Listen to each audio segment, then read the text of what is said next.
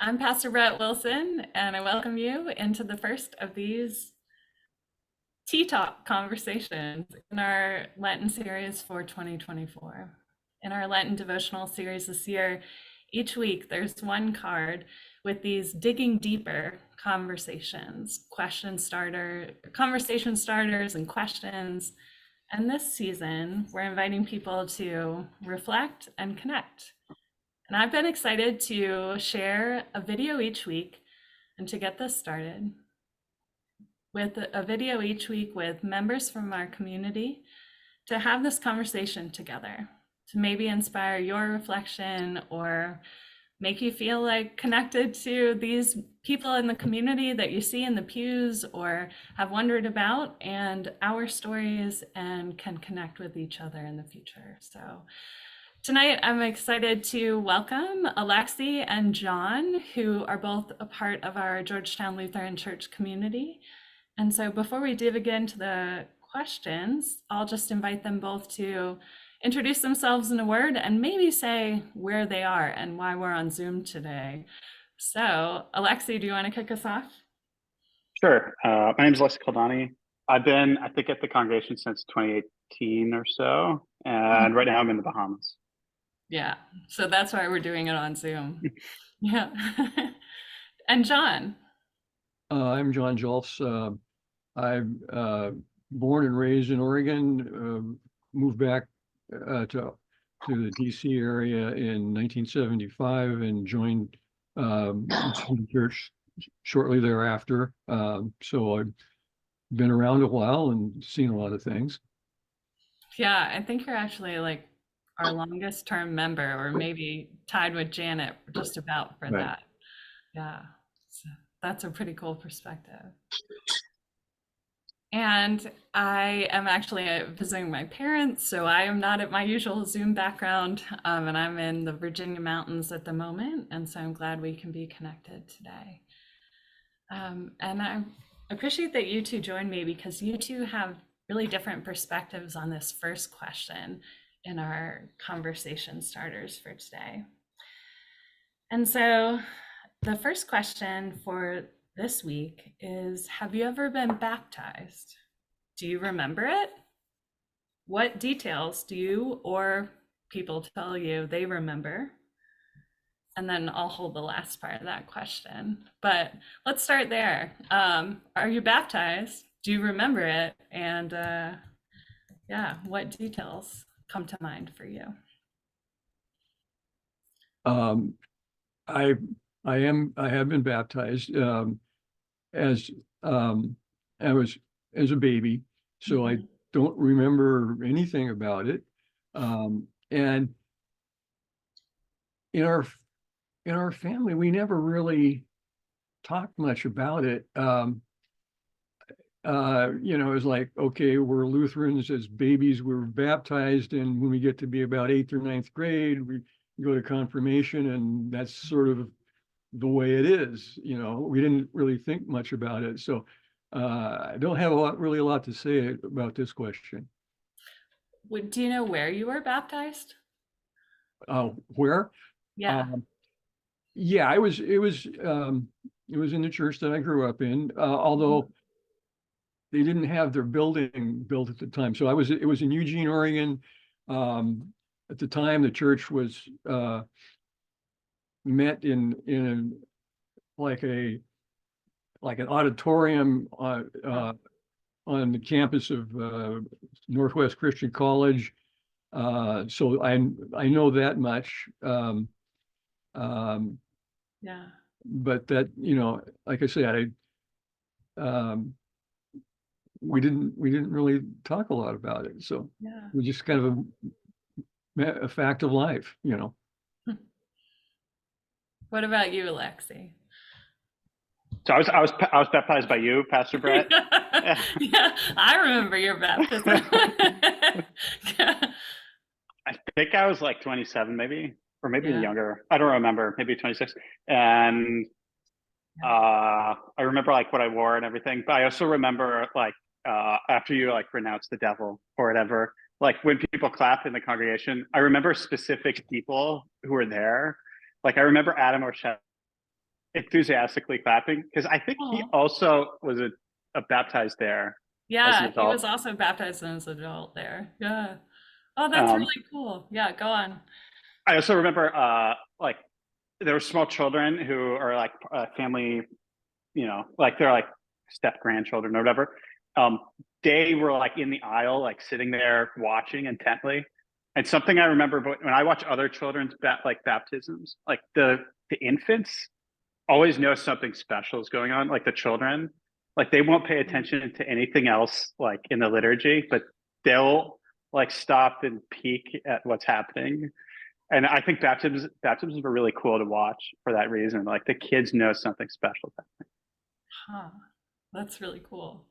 Yeah, I have noticed kids like get out in the aisle and like lean out and look what's happening and kind of take in a moment of awe in that moment. That's really neat from your perspective because I was baptized as a baby too, so I don't remember mine. But I often get to have that perspective from the front of the church, and it can be a really powerful thing to see other people looking back at you. Yeah. John, I'm curious to hearing Alexis' reflection on being baptized and as an adult, and you have the perspective of being baptized as a kid. And I'm curious about Alexi, if it was at all like embarrassing or how you felt about approaching that day. And John, do you remember seeing adults baptized versus kids baptized? Um, yeah, I remember. I mean, infant baptism was almost universal practice back then. Um, so I never really. The first time I saw an adult baptism was when we had an exchange student from Zaire, what's now called Zaire, who was he was Baptist, and his father wrote to my father asking if he could arrange to have, his name was Evovo, and asked if Evovo could be baptized while he was there. So we went down to a Baptist service, and we watched Evovo be baptized, and they do it by immersion. Mm-hmm. And so that was interesting. So that's really the first time I saw an adult baptism. We've had some in recent years, at Georgetown, and so I'm sort of getting used to it now, and you know, um, and uh, it's it's interesting to me, especially when I know the people, um, with Pastor Minchenberg, when she was here, as an interim pastor. She baptized a number of converts from Islam, and that was interesting to me because I'd gotten to know these people. Yeah. So I thought, boy, that's really that's really a leap of faith, literally. Yeah, I think it is. It's powerful. And I feel like it is a leap of faith for adults. Like, and I just, yeah, really, I think it's super brave and just really joyful anytime we have a baptism. It's my favorite thing to do as a pastor. But yeah. Yeah. Any other thoughts from your perspective, Alexi? I think like every time you come to church on Sunday, it's like kind of a profession of faith. And I was comfortable with that because everybody else was there too. So Right. like it makes you feel like a part of the cohort or whatever. But like when you're like and then you choose to do it in like it's like a special statement of faith, I guess, in front of other people. Because I don't think people do them privately. No. Yeah. So that was definitely different. I don't know if I was embarrassed by that. I don't think I was, but yeah, it wasn't like uncomfortable. It was just different. Maybe I don't know. Yeah, you're Um, not alone in it. Go yeah, ahead, John. Alexi, when Now, you were baptized, but you didn't go through any then, you were it's about 27, so you didn't go through any confirmation process or anything, did you? Or did you? I don't think so. Yeah, okay. No. Right? Because for adults, like that is your confirmation. You are affirming your faith because you can say it for yourself. So because adults can take part in the saying the creed and the renunciations and all those kind of things. Okay. So So yeah. yeah, there's no instruction or anything. Well, I meet with people. I don't just like, hey, we're gonna do this like this day. We Yeah. talk through the service. I try to like tailor that based on individual people's like specific where they're at in their faith journey or what they're curious about. We talk through the service, and so we Yeah. did meet ahead of time, but it's not like a set of classes that. Yeah. I mean, I went, classes for like 2 years, Yeah, me too. and uh, so it was in some ways, it was the whole process of becoming part of the body of Christ is it's like a process. It takes a long time. It took a long time for me. Mm-hmm. Baptism was the first step, and then I went to classes, and then we had, we had the confirmation in the service. The confirmation, this is where the whole class was kind of accepted into the congregation. So, and for Alexi, I guess it would be kind of a one step kind of sudden transformation. It's interesting. Yeah, it is. And it's because too that we believe that God's already been working in that person, right? And like it's been a path to come there to the baptismal font and to that day and to saying yes to being a part of this family of faith.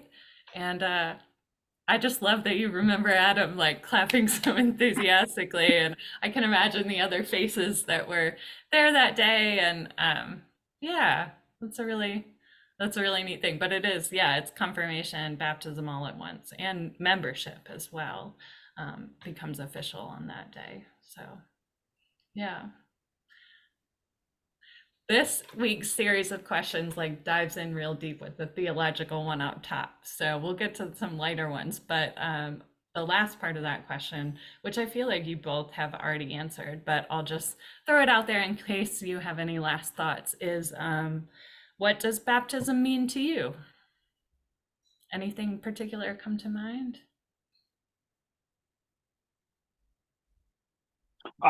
For me, it was like an embrace of hope. Hmm. I think like as a conscious choice, I think, because like I think like for me, that's what Christianity is sort of oriented around. So yeah, it was like a public profession of that. It's really beautiful. For me, it was a process of, becoming part of the body of Christ, something that started, at birth, or at least with the baptism, as it says, the Right. first step. But my whole childhood was like preparation, and so that's what it meant to me. I mean, that's how I see it. Yeah. Thanks. Yeah, I was baptized at 6 months old. So for me, it's also this thing that baptism is to me, the love that claims me even when I don't, even though I couldn't say it as a baby, and that continues to claim me every day. So I'm thankful for that there's a whole, like we get a family in it. And although the term like family for church has its challenges, it's also it's a really good thing because I know that wherever I go, I'm a part of that too through baptism. So let's continue with the other questions. We might go a little quicker through those. So kind of like just off the top of your head, the next one is, what makes you feel loved? What makes you feel safe?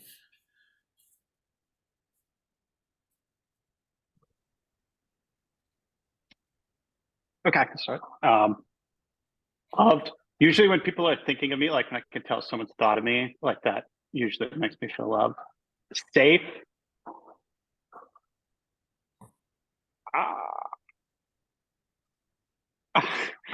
Like people who are talkative, maybe.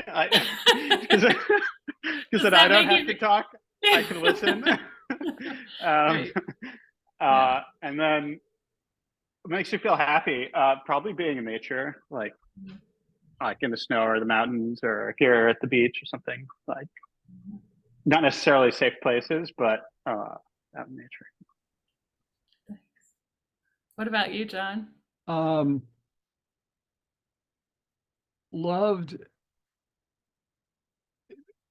I would say two things. One thing, when somebody does something for me that's kind of like unexpected, not because there's an occasion, but just there's something to be because they were thinking of me. Um, and the other thing is back rubs. Uh, when I was a boy, sometimes I have trouble getting to sleep, and my mother would come in and she'd give me a back rub just to help me get to sleep. Yeah. And then years later, um, when she was near the end, and we all knew she didn't have much time. Most of things were people doing things for her, but one of the things that she wanted um, to do was to give me back rubs because that was something that she could do for me. Mm.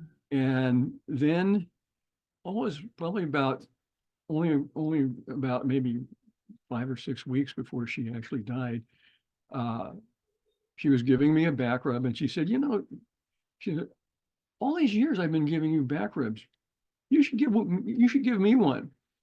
So after that, we gave each other back rubs for the last, I don't know, month of her life. And so that kind of has some significance for me. Hmm. It's really beautiful. Hmm.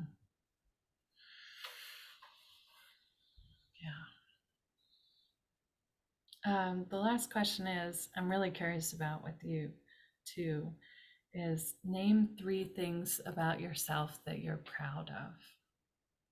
Maybe we don't do this enough, or well, some people do, but yeah, what would you say you're really proud of about yourself, not just in general? I don't know, I can name 3 things, but um, Give it a try. there were actually, this kind of goes back to the last question about what makes me feel safe. Um, I'm proud of my service to my country and to my community. Mm. Um, and the community I think is Georgetown Lutheran Church. But when I was going back to what makes me feel safe, when I was in Vietnam,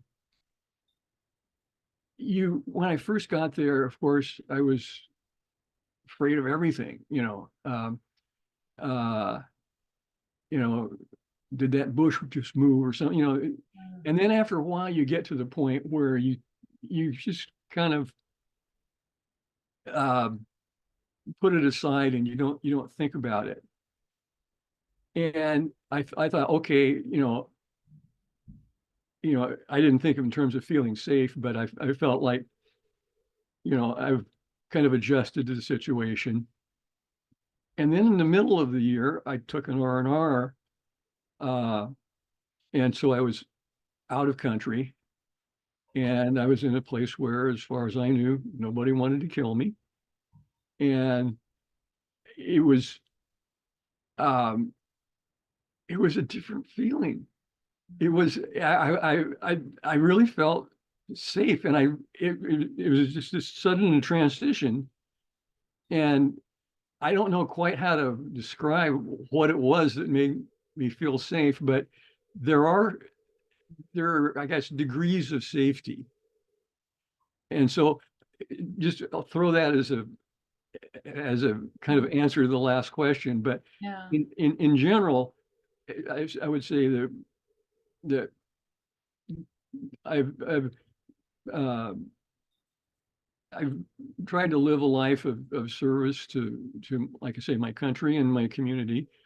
And, you know, the record I've compiled, I think I'm proud of that. Thanks. You said a lot there. Yeah, that's really cool. Alexi, what about you? What are you proud of for yourself? Uh, I think I'm pretty slow to judge people. Like, so I try and understand people before I judge them or make like a statement in my mind about that person. So I think that helps me be more empathetic and trying like more understanding. Other than that, I'm pretty proud of how well I ski, or I'm pretty good at learning things. Very like I can get like to like 80% of learning something pretty quickly. So I don't know. Those are pride things. I mean, not to like add to your list because what everybody shares is enough. But Alexi, I wonder what Steph, your wife, would say about you. But I'm proud of how faithfully you've gone about this journey of faith, and just like John as our longest term member, I think it's really faithful, and I'm, as much as I don't get to be the one, but I'm proud of anybody who sticks with it. And I think it's, we also got to witness your wedding recently, and proud of you taking your vows and stepping into life ahead. And you two are in different seasons of life, and we all are in what God calls us to. But I'm proud to know you both. So yeah, it's really cool. Well, we are about at our time, so I just want to thank you both for sharing. And I think that when we have conversations like this, it's really holy to just take time to listen. And I mean, who would have guessed that, to know that beautiful story, John, about your mom and back rubs being your love language, and to learn about you, Alexi, and this moment of your baptism. These are little gems, and this is part of the gift of being together. So I hope if you're listening to this recording, maybe it'll inspire you to connect, maybe to ask a friend or somebody one of these questions as well, and to lean in a little bit to how you would answer them for yourself. So thanks to you both for joining in. Peace be with you, and we will give a wave and stop the recording here. Okay. Peace. Peace.